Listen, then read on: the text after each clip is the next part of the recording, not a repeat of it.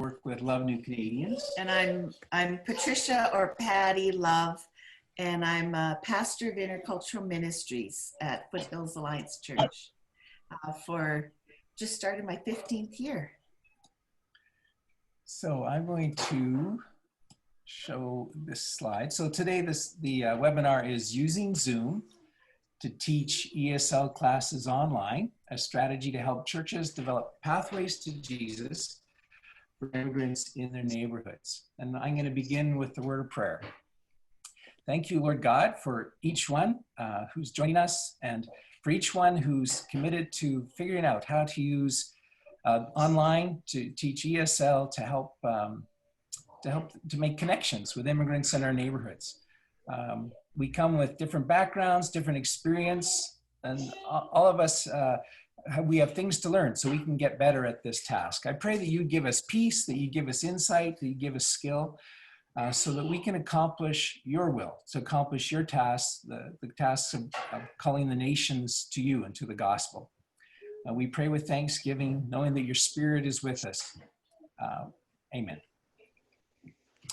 Okay, so I wanted to start. Well, this is just a brief outline. We're going to have introductory materials for a little bit. Then we'll talk about Zoom, technical Zoom questions before our online ESL class, part A. And then we'll do part B will be things that you need to know about Zoom during our online ESL class. Then after that, we'll take a short break, probably about 5 minutes. And then after the break, we'll talk about part C, ways to use the Zoom tools in our online ESL class. And then we'll end with some questions. So I'd like to, so we haven't explained various Zoom tools, and I know people have various Zoom skill levels. So what we're going to do is we're going to start with a question, and we're going to go old school just to start with. And when you have thoughts, something you'd like to say, I'd like you to raise your hand, and we'll see you and we'll ask you to participate. So in 2 or 3 words, what are the strengths of your church in terms of offering online ESL classes for new Canadians? So we don't want like a paragraph answer because we have a lot of people here, but just in a few words, what are the strengths that your church has in terms of offering an online ESL class? Okay, so we got different levels of ESL. Oh, well, no, online we're talking about. So when, if you'd like to answer, just raise your hand. Yes. Patti, can you, does that the Chinese church that meets in our building and that we have ties to and that we've worked in person with ESL in the past is offering something online for new Canadians. Okay, That's awesome. and so, and you can connect with them. Well, we haven't for ESL online. We did in person. Okay, okay, so you have that history and those connections. Thanks, Margaret. Anyone else? What is the strengths of your church? Jazz. Jazz? Hello, same thing. We have been doing ESL for many years, person to person, but this is the very first time and we're very nervous. Sure. We've never done it online before. Right. So And they've done on site, and that's a good yeah. strength. Yes. Well, and that's a fantastic beginning, right? If you already have a lot of confidence doing in-person classes, you'll have the skills you need to move forward. Thank you, Jazz. Someone else? Can you hear me? Marilyn. Marilyn is muted. Oh, Marilyn, can you unmute? There. Oh. If I hold it like that, I can. Yeah. Yeah. Good. Our church is not offering at this point online. We haven't ever done online classes for new Canadians, but we've had a strong international reach out ministry, whether it's through potlucks or through private tutoring of students through our public library as well. They've helped us quite a bit. But our church right now, whoever spoke a few minutes ago and said their church is nervous about what the Jazz it was. Our church is the same. We're just taking the first steps and we're nervous. Sure. Some of us are very nervous. Right. Yeah. So you've had these connections, these experiences with people who are new to Canada. And the anxiety, the nervousness is very normal. I think just about everyone's going to have that when we first start out. Yeah. Someone else, a strength of your church in terms of offering an online ESL class? Nancy has her hand raised in a little chat icon. Okay, Nancy. Hi, the church that I go to, I'm not even sure if they're doing it online, but I'm involved with All Nations Center in Edmonton. And since COVID, we've had to switch to online. And so we had a spring session with lots of blips, lots and lots of blips. And we were anticipating in the fall having small groups of 3 possibly in center classes, but we're still doing the online right now. And yeah, so just lots of questions I just want to hear how an online class can be engaging and can work aside from all the technical details that everybody is having to learn. So Yeah, we'll talk about both those things. Thanks so Yeah. much, Nancy. awesome. And so churches have strengths because you have things that you've done in the past, connections that you've made. Go ahead. You have friendly people Yeah. who speak English and use computers. So wow, you have 3 really big strengths. Absolutely. Yeah, everybody does. So looking at the flip side, in 2 or 3 words, what are the limitations of your church in terms of offering an online ESL class for new Canadians? And some of you have already been talking about some of those limitations. Anyone? What is a limitation your church might have? Finding people. Finding people, yes. That can be a challenge. Is that Carmen. Thank you. And Margaret? Do you mean finding people to teach or finding people to learn? She Right. just She left just- for a minute. I took that to be finding students, but maybe it's finding volunteers. 'Cause You're you right. definitely Could be need either both, one. don't we? Yeah. Here she comes back. Hey, Carmen, were you meaning finding students? I or heard that. finding Students. Students. Students, yeah. I'll answer to that one. In Right. our church in Vancouver, it'll be finding teachers. We don't have enough teachers for all the students who want to come.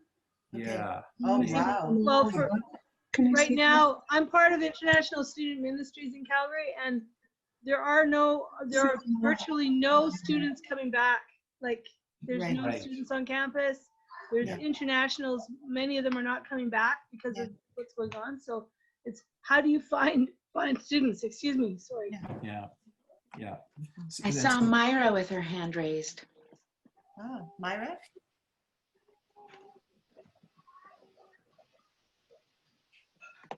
I've just asked you to unmute, Myra. There we go. We had about 100 to 120 students when we stopped, and I was surprised that no one responded to the opportunity to go get Zoom classes. I did a Zoom class in the spring for a while. We stopped for the summer, but I was really surprised that I think because our teachers are elderly and are not comfortable using the computer, that's a problem. Mhm. Yeah, that's disappointing, frustrating, and challenging. So Yes. none of the volunteers were interested in helping with Zoom. Okay. Okay. Right, because we do need volunteers who are at least willing to try and try to use the Zoom technology. Yeah. Absolutely. Yeah, some of our elderly volunteers had no interest either. We encouraged. Some of them with encouragement have joined us. So that's been really encouraging, yeah. So we started online classes at our church in March. And Patti, can you tell us how you felt about that? My emotions, oh my goodness. I've been in ministry for like 25, 30 years, and that was in my top 3 worst weeks of ministry in my life. And we moved to another country and learned another language. So that's really saying something. I knew I had to move our programming online just because, you know, I was told I had to, but also I wanted to, for the students, I wanted to keep connecting with the students. And the first few days, I got so much advice, and it was conflicting advice, and I had no idea where to start. And Hannah and Bethany are both here in this meeting.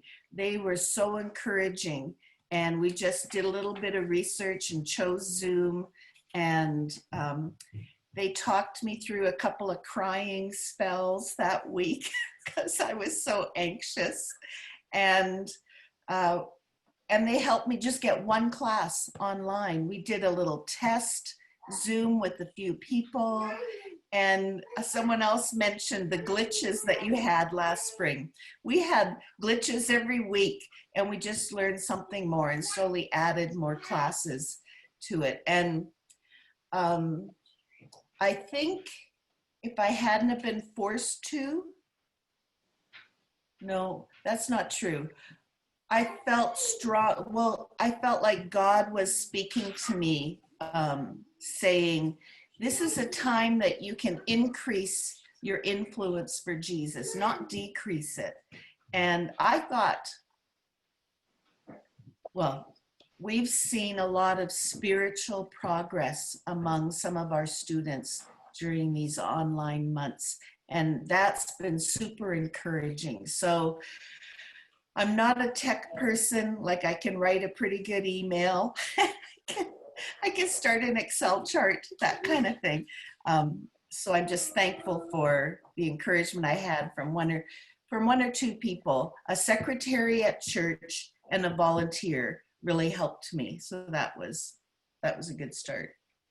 So we want to see where you're at, and I want to launch a poll here. So this should appear on your screen. So what I'd like you to do is take a few minutes. There's 3 questions, and work through the poll. First question, which letter best describes how you feel about teaching an online ESL class? So work at your own speed, and I'll give you a minute or 2 to work on the poll questions.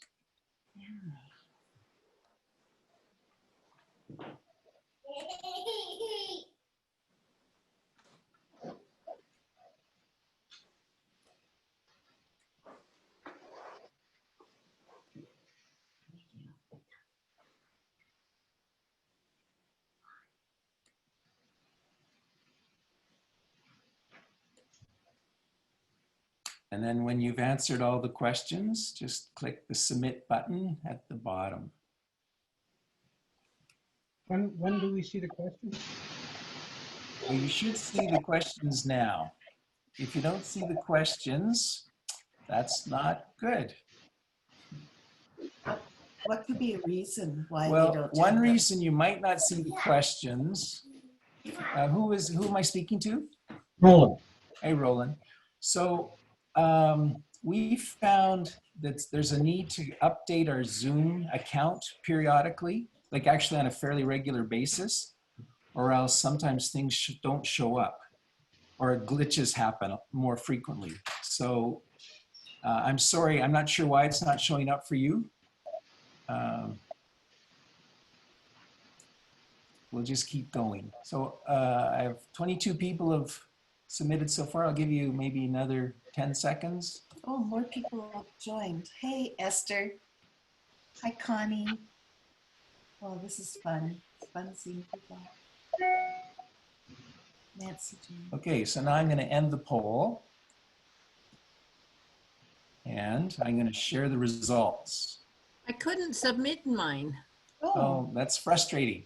Yeah, we do get glitches.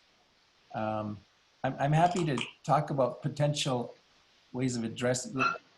My simplest answer right now would be you might need to update your Zoom account.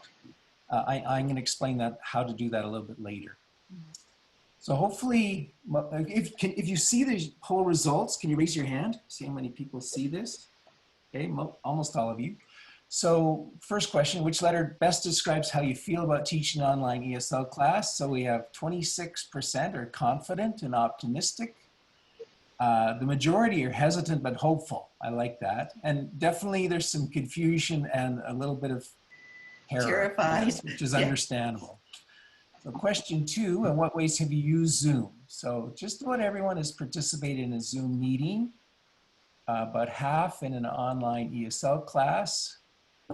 Not very many have looked after tech host responsibilities. Only a few have taught the class, either with or without taking care of the Zoom tech details. And the third question, I know how to teach others to download Zoom, 2/3 of you. Create a Zoom account, about half of you. Create a Zoom meeting, also about half. Change Zoom settings. Not too many of you know how to do that. Join a Zoom meeting. That's good, because you're here. Use Zoom tools such as chat and participant, so that's 2/3 of us.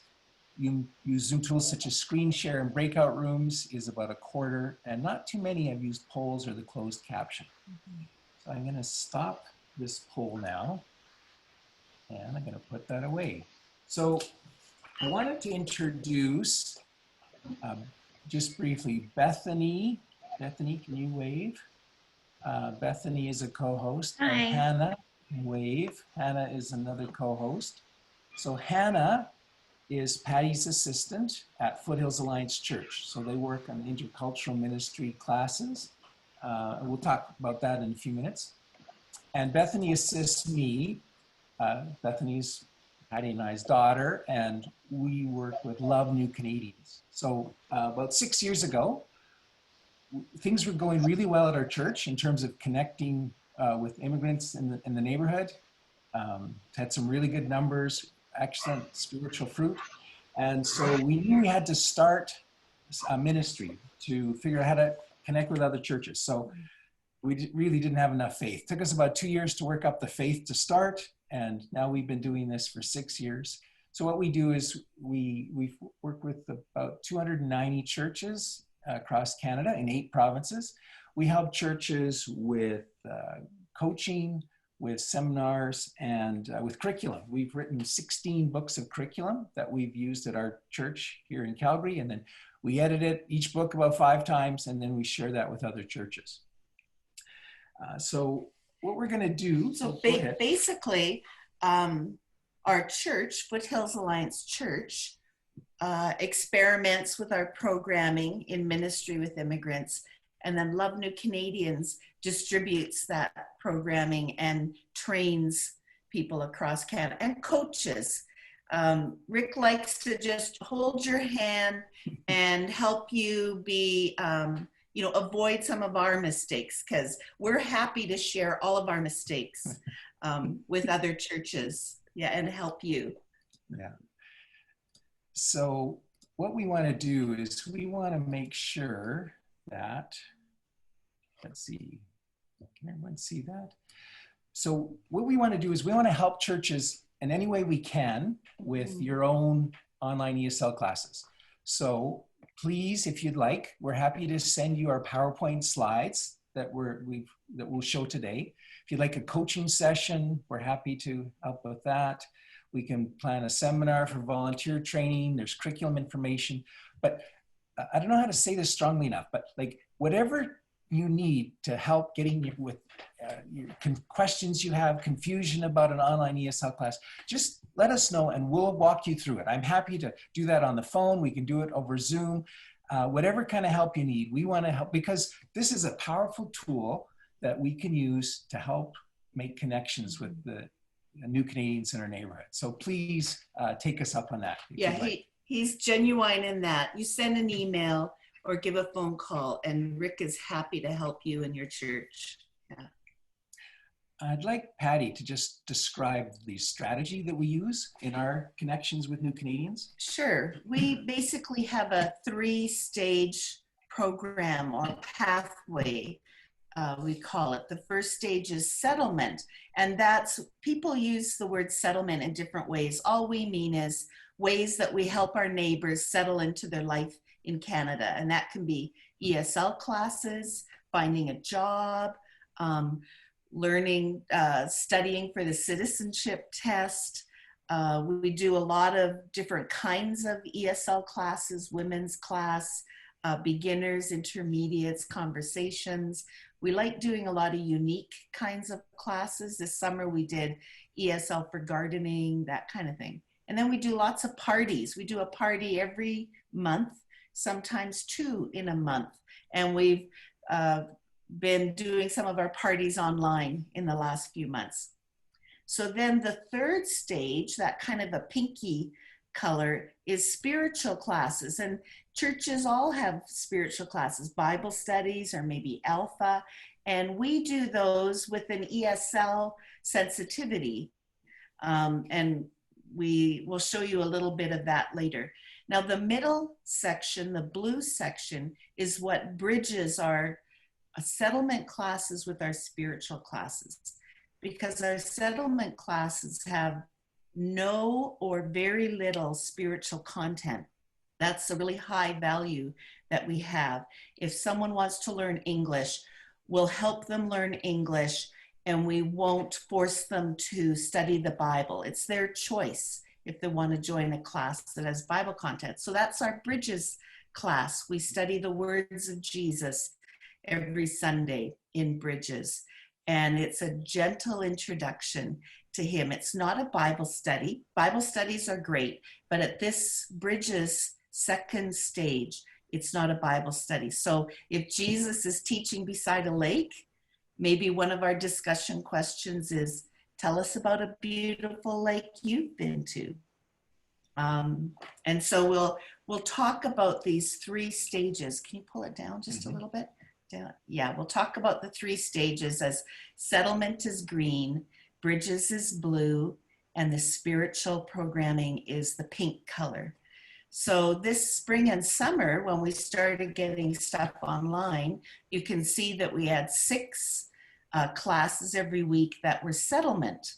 We had ESL classes, we had a job talk, we had public speaking class on Zoom. That worked really well. And then we had our Bridges, the blue section.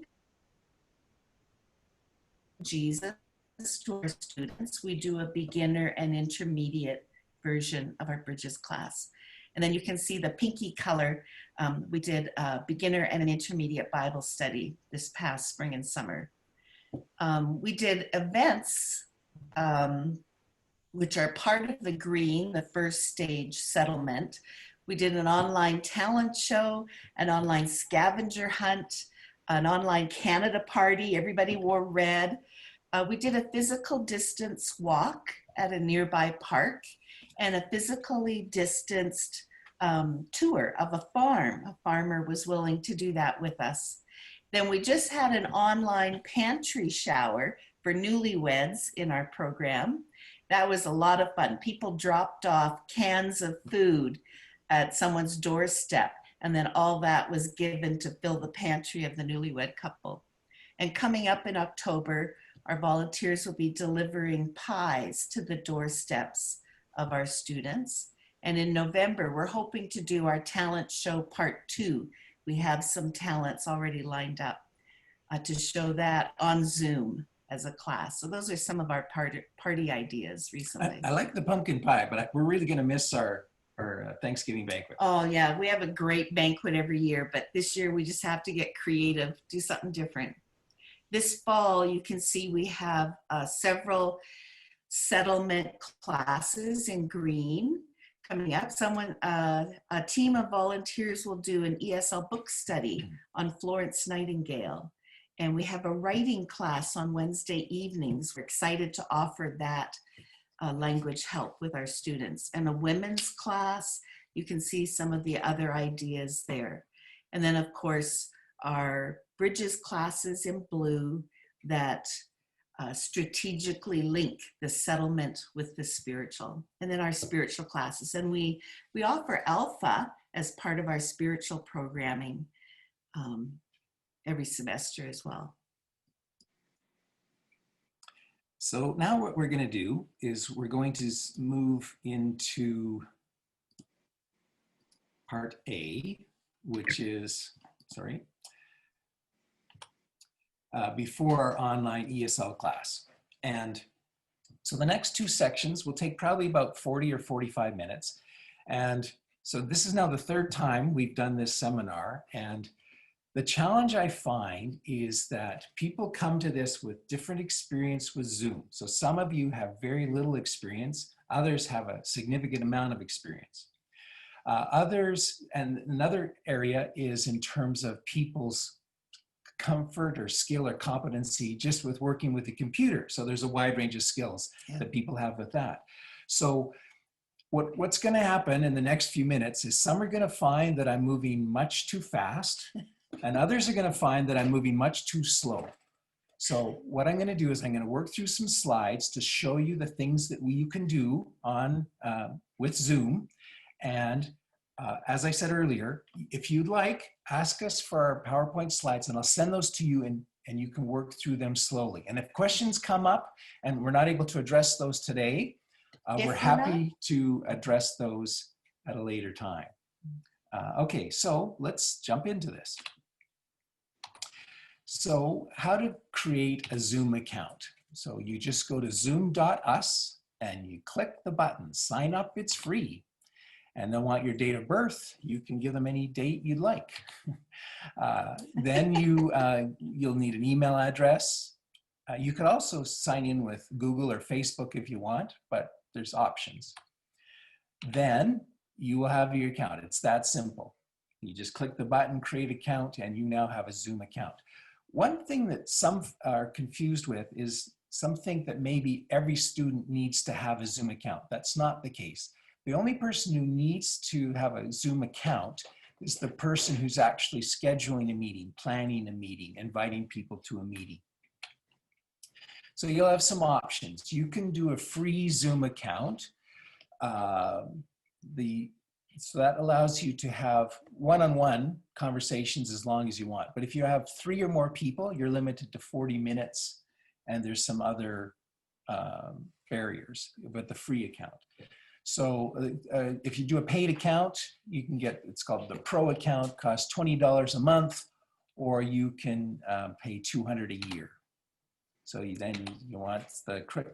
click the account you want, hit continue, they'll want your credit card information, and now you're in.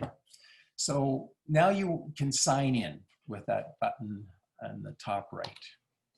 So now we want to talk about Zoom settings. So you have an account and you want to go, what do I need to do? Because there's so many options with Zoom. I'm going to show you some of those. So there's 2 ways to access Zoom. So one is you're going to want to load it onto your computer, just like you have some way to look on the internet or some way to do word processing. You want to put Zoom on your computer. It just works better. There's a lot more things you can do with it that way. So you can access it through the program that you've loaded onto your computer, or you can access it online. And some things you can do online that you cannot do using your computer Zoom account. So this is the Zoom computer account, and that's what it looks like. On the top right, we see, you can click the top right and you can get to settings. And then there's various things. So when you have your account, just play around with this. There's some general options, some video options, audio options, share screen options. There's chat options. You can play around with a virtual background if you'd like. You can set, one of the settings relates to how you're using recording. There's profile, which I'm going to talk about a little bit more in a few minutes. And at the bottom is accessibility. So there's things you can do. We have not done this. Accessibility?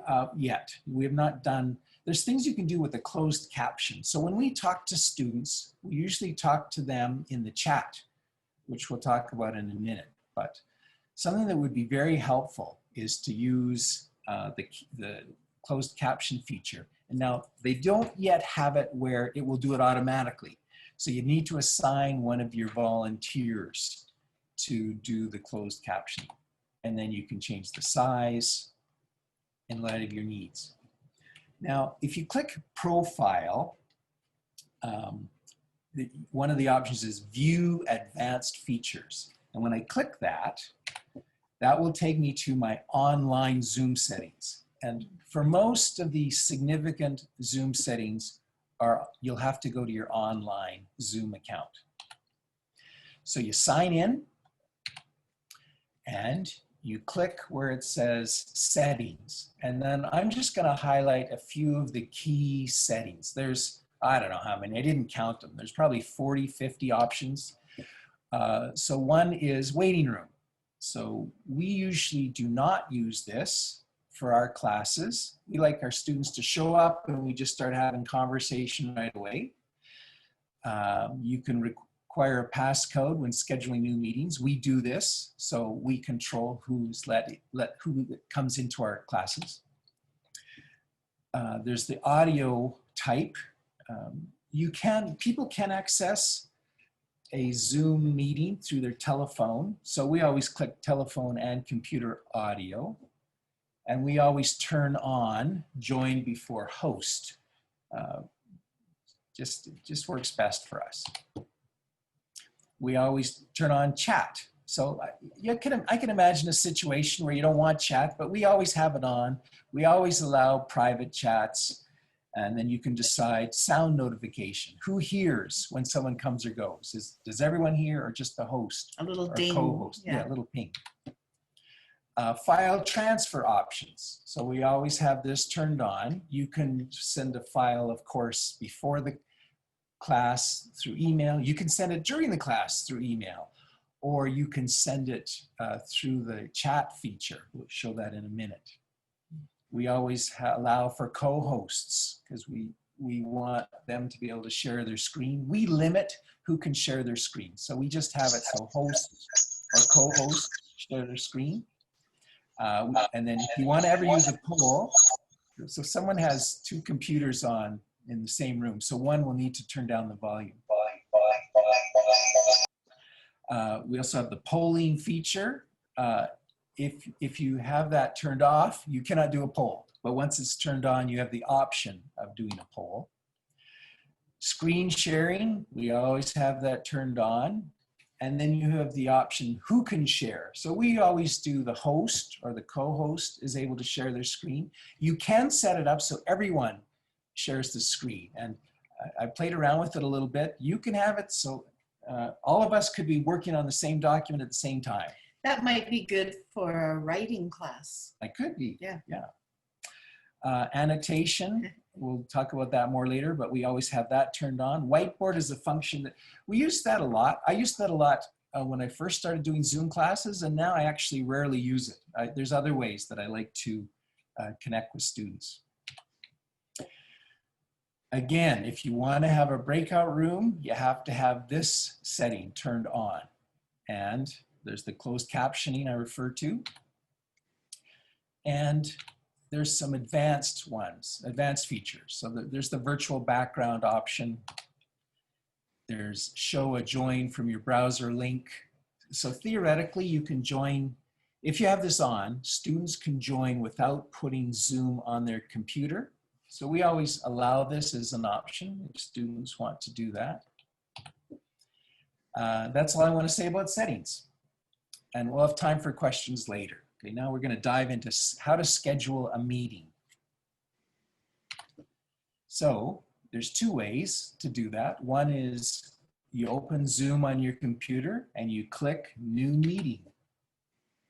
And now I automatically see it automatically gives me a name for the meeting. So then I have type in there what I'm going to call this meeting. I'm going to call this Test ESL Online class. And it's fairly intuitive. So I pick the date for the meeting, the time, how long I want the meeting to last. There's some advanced options. So once I have things set up in my settings, I can adjust those when I'm making a specific meeting. So there's options. I can have not all of my meetings have to be exactly the same once I have settings figured out. So I can adjust settings for each Zoom meeting. And most of these things I can also turn off or on when we're actually in the Zoom class. So I have 3 ways of making those changes. So then this shows up. on my list of meetings, my test ESL online class. And all I have to do is click start and the meeting will start. I can also choose to schedule a meeting by going online. So I go online, I open my account and I click meetings and then I click schedule a new meeting. So everything looks different, but it's the same kind of questions. So I have to give a title for my meeting. This is ESL class. I pick the date and the time. Maybe it's a recurring meeting. Maybe it's our class meets every Thursday at 7 p.m. So I can tell Zoom how often I want the class to meet. Do I want it every Thursday for 5 weeks or 10 weeks or 50 weeks? It's up to me. Down below, as I scroll down, I have security options, I have video options and audio options. So we usually have our settings for our classes so that everyone's video is on and everyone's audio is on. So we want people to talk and to be seen right away. Of course, once you're in a meeting, people can mute themselves or turn off their camera. And then I click save and the meeting is scheduled. Let me show you how to create a poll. So what I do is I go to one of my meetings. I'm going to click Project Confidence here. I click that. And now I'm going to have to scroll to the bottom of this screen. At the very bottom, it will tell me you have not created any poll yet. So I click to add a poll, and then I give a title, and I'm going to call this ice cream favorite. The question will be, what is your favorite ice cream? I'm going to give you options: vanilla chocolate, cookies and cream, mint chocolate chip cookie dough, butter pecan. Anybody hungry? And then I click it, and then there we go. We have the poll. It's ready to go. If I want, I can edit the poll. That's an option. And the poll is now ready when I'm doing my Zoom meeting or my ESL class. Let's talk about invitations. So I click on the meeting that I want to prepare the invitation for. And I have some options. I could edit the meeting, or I can copy the invitation. When I click copy invitation, then the invitation is copied to my clipboard. And I've pasted it onto a Word document. It looks something like that. Just for this webinar, you pasted it on. This is a sample. This is a sample. I'm just showing what it looks like, okay?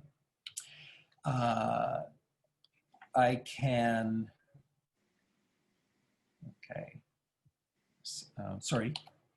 So what I can do is I can go online and I can click copy invitation, and that's what it looks like. So it's on my clipboard and I can do anything I want with it. And again, that's what Zoom prepares for me. So when we first started doing Zoom classes, we actually copied and pasted this and sent it by email to everyone. But what we quickly decided is most of this information we do not need. So what I've done in this slide is I've highlighted what we don't need when we invite our students. So then we just delete all of that information and we can create a sample simplified invitation. Looks something like that. Now, what we do for our classes is every week we create the document, Hannah does, where we invite people to multiple classes. So they get sent an email from Foothills Intercultural Ministries, and it lists all the classes for this week. So hello students, here's all the classes are password protected. The password is, and we tell them the password. And then if they need help, they have Hannah's email to connect with her. So then the student will receive, when they scroll down the email, they'll see the first class. So this is from August 13, the conversation class, time 7 p.m., join Zoom meeting. And Hannah embeds the link in there. So Thursday conversation class, click here to join. So when a student clicks that link, that will take them to the Zoom class. We also provide them the meeting ID and password, so they can access the meeting either way.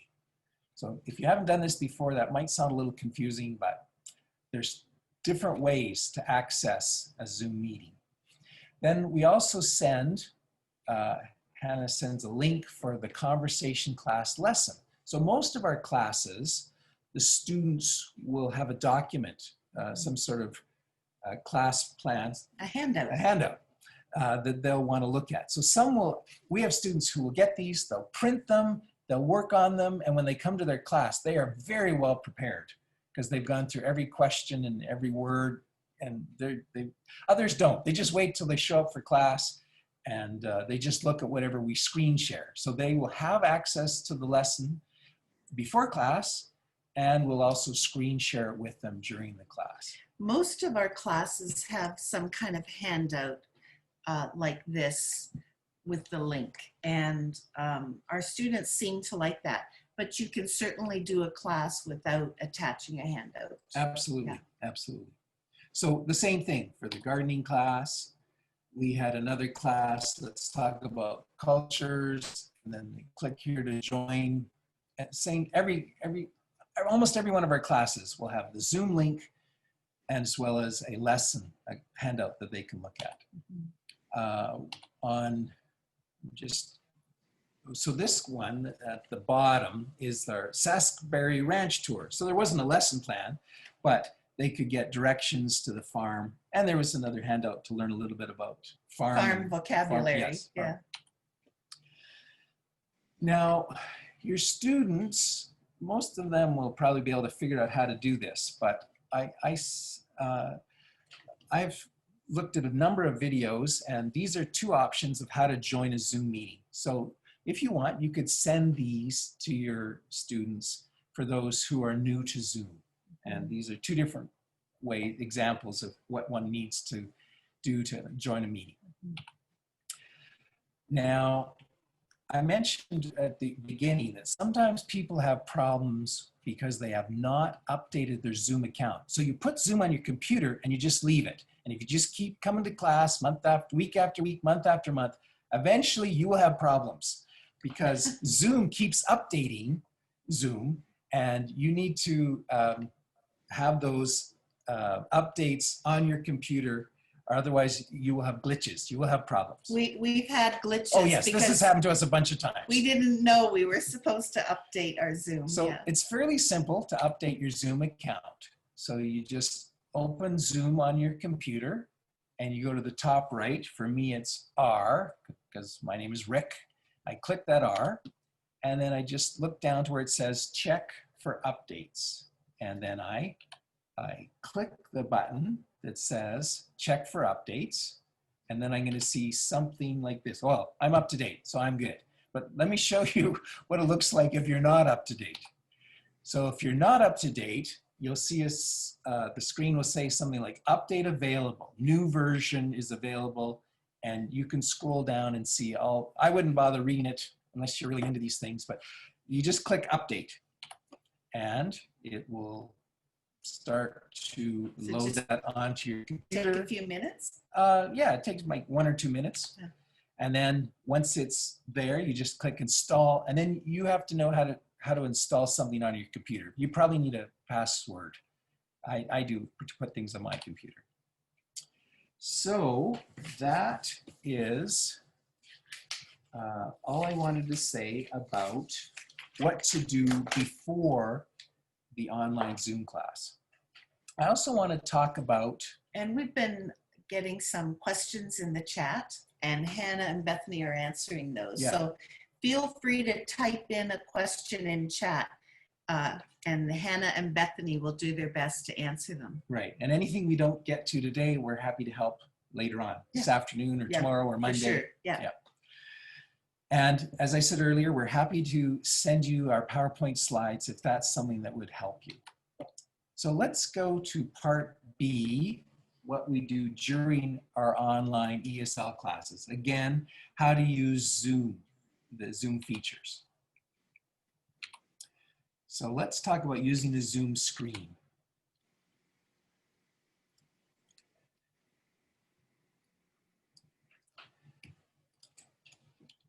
So you, on the top right, you can click speaker view and then you'll just see the speaker, or you can click gallery view and you can see everyone. You also will benefit by being aware that you can exit full screen. So sometimes, like when the screen is shared, we set it up so it will take up the full screen. But sometimes you want access to other things going on in your computer. So you can click escape or click exit full screen. That allows you to do other things with your computer while the Zoom meeting's going on. Everyone will have the ability to mute or unmute themselves, and there's some audio options. You can start your video or turn it off. And That's your face. That's, yeah. So you can see the face. And there's me in a beautiful office, virtual office. So I'm going to show you some of the features that you will not see when you're just attending a Zoom meeting, but some of the features you'll see when you're hosting a Zoom meeting. So one of those is the security button. So here, I've set up my settings, I've set up my meeting the way I want it. I still have options for security in the meeting itself. So I can click lock meeting and then no one can get in. You can get out, you could always leave, but you can't get in. Or I can turn on the waiting room if I don't want people there right away. I can turn on or off share screen or chat. I can let people rename themselves. And we always do that, especially because some of our students have names that they're in languages we can't read. So they kindly give us a name that we can read. That's very nice of them. And if you needed to, you could always remove a participant. We've never done that. No. Can I just add that Rick started with talking about speaker view or gallery view. Do you just want to see one person's face on your screen or everybody's faces? And he also talked about mute and unmute. And we love to have our students join a class, 10 or 20 minutes before the class, because that's where we answer those questions. We help them with how to mute and unmute, or we help them change how many faces they can see on their screen. So that those minutes before the class starts can be really helpful for the students. Yeah. Right, and when we're first starting a class, it's like every volunteer and every student is probably struggling in some way. Yeah. And then over the week after week, people get more comfortable, and it's like we don't use all the options. Like what happened is we're just trying to figure out how to start the class, and then you start the class and then figure out how to do one thing. And then after a few weeks we thought, well, let's try the breakout rooms, right? Yeah. And then let's try the screen share. So you don't have to know everything, but I'm just going through all the details for those who would like to know about that. So there's the security options, and then we have the button for participants. So everyone will have this. You can click this and it'll show, something will pop up that shows you a list of all the participants in the meeting. So they can all see that there's 36 participants in this meeting. Okay. If they look at the bottom. Excellent. Okay. And when as the host, I can do a lot of things with this list. So I can mute participants when they enter the meeting, or I can allow a participant to unmute themselves. I can do it here as well. I can play sound when someone joins or leaves. Again, I have another option. I can allow participants to rename themselves, or I can lock the meeting. Up above, for more options, I can make somebody the host, or I can make somebody the co-host. So what we did today is I made Bethany the host of this meeting. So she's looking after quite a few of the technical details. Meanwhile, she made me a co-host so I can share my screen and I have some control over what happens. So in the chat, when you click chat, a box comes up, and some of you obviously have been using this. If you've never used this before, when you click chat, box shows up and you can click where it says type message here, and you can send a message to everyone, or if you want, you can send a private chat to someone you know in the meeting. You can set this up, everyone can, so you'll see the participant screen or the chat screen, or you can see both at the same time. So whatever works best for you. Okay, share screen. So as the host, so whoever sets up the meeting or the host can set this up so that only the host or co-host can share their screen, or everyone can share their screen. So we always do it so that only the host or co-host can share their screen. So one participant at a time. If you wanted, you could click multiple participants can share simultaneously. And there would definitely be some educational advantages to that at times. There's advanced sharing options. So again, one participant or multiple participants at a time. When I click share screen as the host, I see something like this. And I'm going to say a little bit more about that in a few minutes. I can click polling. So the participants don't have this option, but as the host, I do. So I can click polling and I can do a poll. So you could do a quiz. There's many ways you could use this feature, but it's built in, so when I click it, I see something like this. I see which poll, because I could have 6 different polls during the meeting. I click poll 1, that's the ice cream favorite that I click later. I can edit it if I want on the fly, but when I'm happy, I just click launch poll. And when I click launch poll, everyone should see something like this. That's what's supposed to happen. So ice cream favorite in progress, so people can vote. And then they start voting, and oh, it looks like vanilla is 100% and all the other chocolate stuff lost. So then we end the poll, and now it's official. The favorite ice cream was vanilla. And then I can click and share the results. Chris is shaking his head. Okay. He doesn't agree. He's not impressed, is he? And then I can show people what the poll said. And then when I click stop sharing, the poll, the students will no longer see the poll. The poll's still there. So I will have to close this poll, the top left button to close it. So that's polling. I mentioned that you can edit the poll during a class. I've never tried this. It actually kind of scares me because when you're teaching a class, it takes all of my attention. So I suppose if the students were patient, I could add another question while the poll's actually going on. And by the way, whenever there's a glitch in a class, that's my favorite thing to say is, it's a good thing all of us are patient. We'll wait. We'll just wait for a minute or 2 or 10 until we can fix this. Right. Yeah. Yes. And unfortunately, our students have had to be patient. Yeah. So if I click edit the poll, this shows up and it looks just like I saw when I was creating the poll. So same kind of form. You have an option to record, and the option or you can record on this computer or record on the cloud. So we do not record very many of our classes, but we've done record a number of times, and what I found is, so my default option was to record to the cloud, which is like some Zoom account somewhere.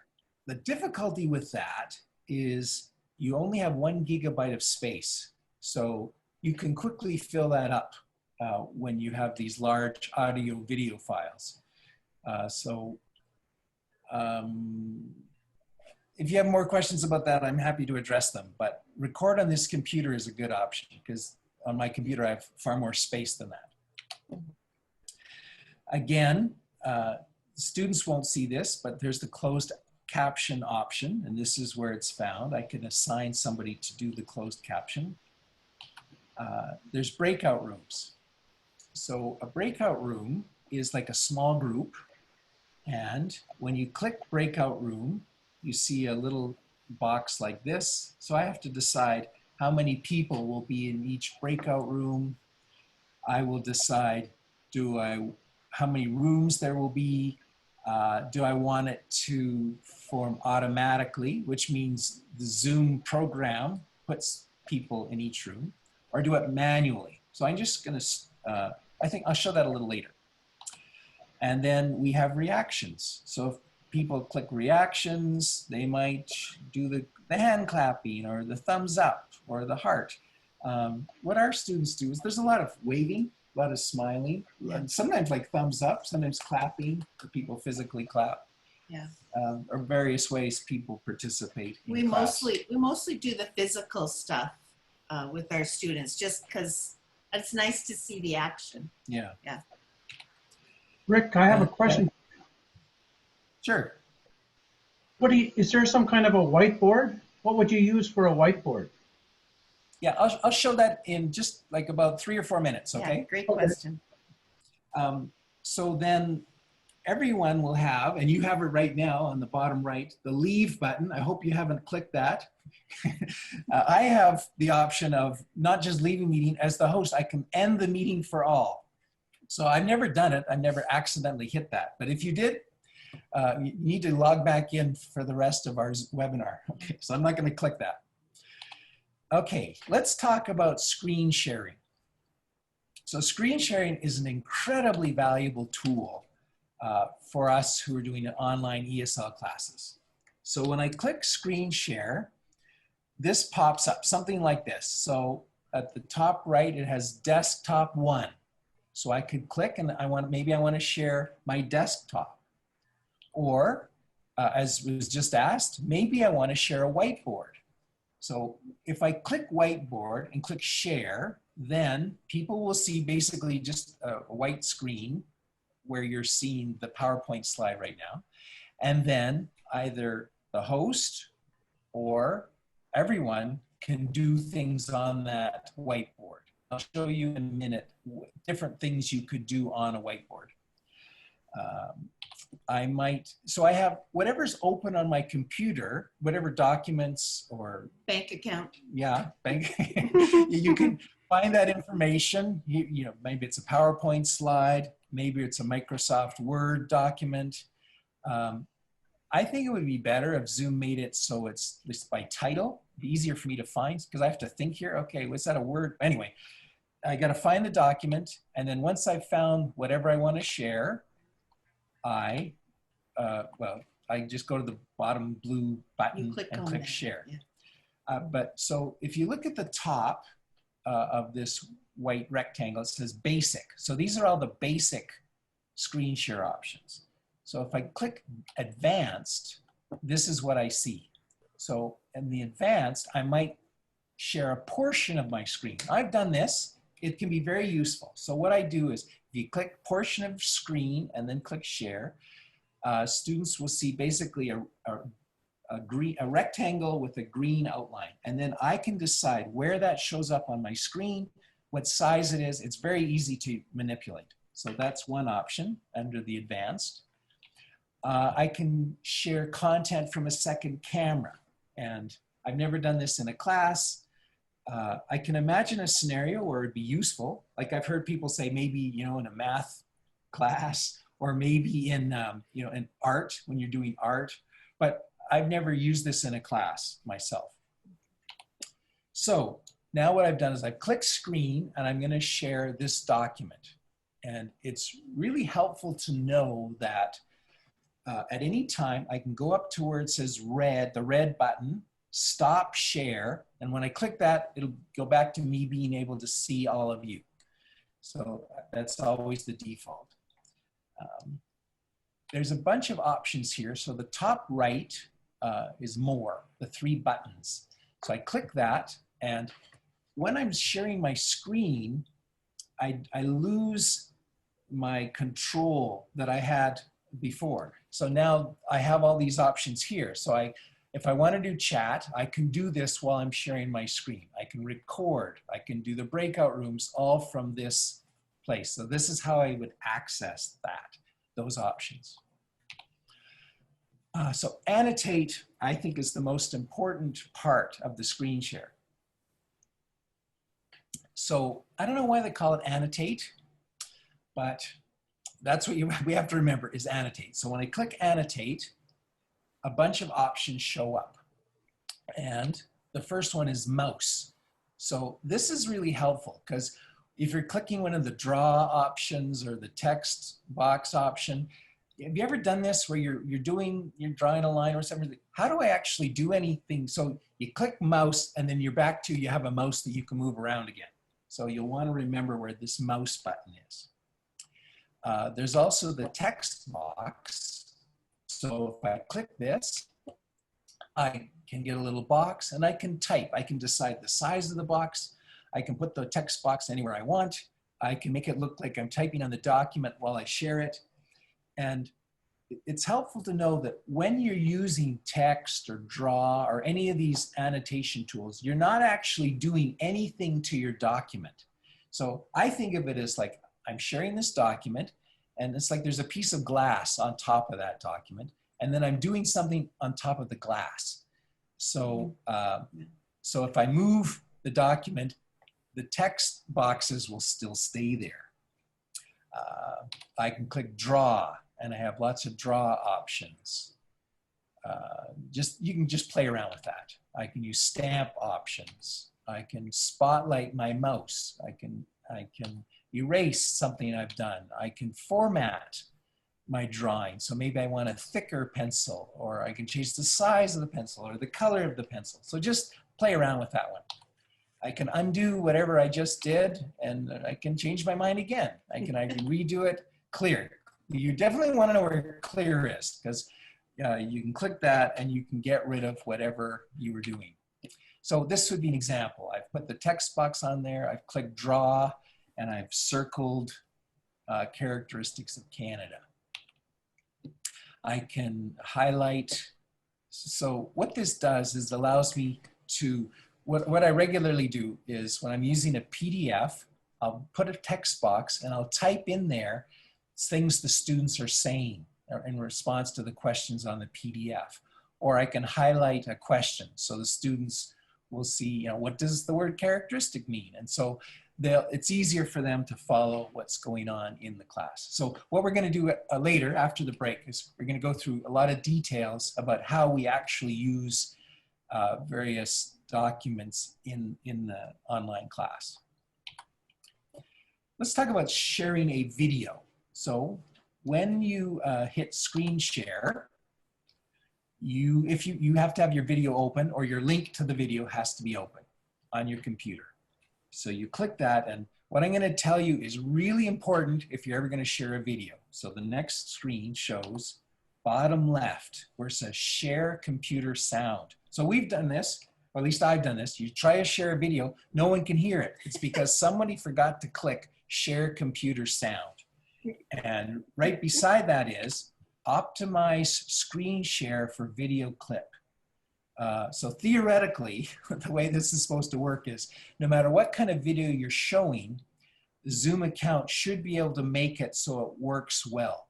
We've had a lot of challenges using video, lots of glitching, lots of skipping. Sometimes we've just given up because it's just not working. So the way it's supposed to work is you click share computer sound, click optimize screen share, and it should work well. So then you click the share button and that video will show up. Then you just hit play. So just being honest, we found that videos work better when we download the video. So that rather than playing it off the internet, we put whatever we want to show. We put it on our screen. We put it on our computer. We put it on our computer and we play it off of our computer. And we've also had way better success when we use a video with a low resolution. So if you have a choice between SD or HD, pick the SD. Let me show you something that I really like. So I use this all the time. So if someone else, you cannot do this if you're the host. But if you're watching somebody else who's sharing their screen, this is one of the ways to show up. So someone has shared their screen and I see a box with the participants. It's a fairly lonely box, only Rick Love is there. And then this is the document that's being shared. So if I go up to View Options at the top of my screen and click that, I can go down to side-by-side mode. Now, one of the challenges is this has to be turned on in the settings that I talked about, 20 minutes ago. So if that's turned on in the settings, then I can turn it on here. So I click side-by-side mode, and this is what the screen looks like. So now what's being shared is on the left, and the image of the speaker or the participants is on the right. So then imagine that there's a theoretical vertical line between these two, and it'll show up as gray when you drag your mouse there. And then if I click on this gray line, I can move it wherever I want. I can move it to the left or I can move it to the right. So if I click on that gray line and move to the left, whoops, I move it to the left, and I can make it so it's half screen share, half participants, half people. Thank you. Or I can drag it further, because there's some times where I don't actually need to see what's being shown because I already know it. But I want to see all the people because they have smiley faces. And anyway, so I can do whatever. I like this side-by-side mode because it gives me more options in terms of how I want to do the class. So if someone is sharing their screen with me, I usually show it like this. So it's half whatever's being shared and half the people. That works well on my computer. Obviously, if you're using a phone, you won't do it this way. You'll want to have the shared document as large as you can get it. Okay, breakout rooms. So these are the small groups. And as I mentioned, you can have Zoom create these automatically. So I just click the automatic, I open breakout rooms as the host. I can do this. And I click automatically. I decide how many rooms. I'm gonna have 2 rooms, and then I just click the create breakout room button. When I click that, I have options. So if I click the options, there's different things I can do. But one thing we usually do is we have the set so that once countdown after closing breakout rooms, so that students will get a notice 60 seconds before the room closes. So we always have that turned on. So it's not like in mid-sentence, they're suddenly back in the main group. We'll have it so they know, okay, they have 60 seconds to finish answering this question, and then automatically everyone will get put back in the large group. If you want, you can actually set a timer so that the breakout room will last 30 minutes or 22 minutes or however long you want them to last. Then you open the rooms.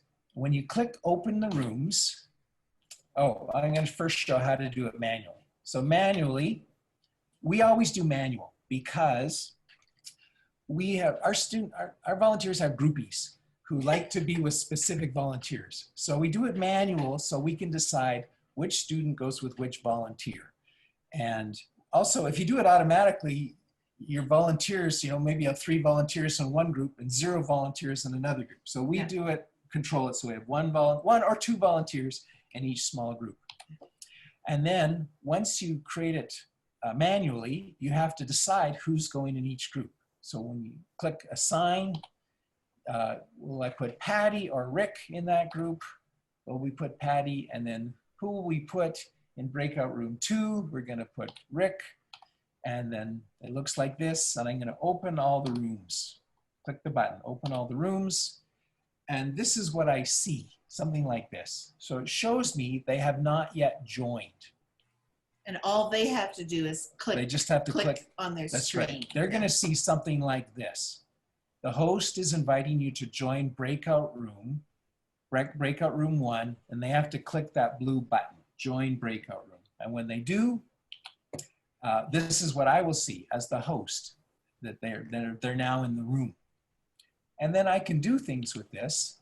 So as the host, I might choose to join breakout room 1, or I can join breakout room 2, or I can move. Patti is being disruptive. So I'm going to move her from breakout room 1 over to breakout room 2. There, I took care of that problem. At the bottom, there's a broadcast message to all. So if I click there, I can, so when you go into breakout rooms, whatever was in chat before the breakout room, you no longer see, which is unfortunate. So what you can do is, as the host, you can click broadcast a message to all, and you can send a chat message to all the breakout rooms at the same time. So we definitely use that feature. And then eventually you close your breakout room. You can send a message. It's going to close in 5 minutes. Then they will see a note. The meeting's going to close in 5 minutes. Then eventually it's going to close in 60 seconds. They'll see that. They'll see something like this. Now there's 50 seconds, 6 seconds left. And then eventually they need to click the button to return a main session. When it gets to 0, everyone's back in the main group. So if they don't click the button, they automatically go back when the time's up. Yes. So we're going to take a 5-minute break now.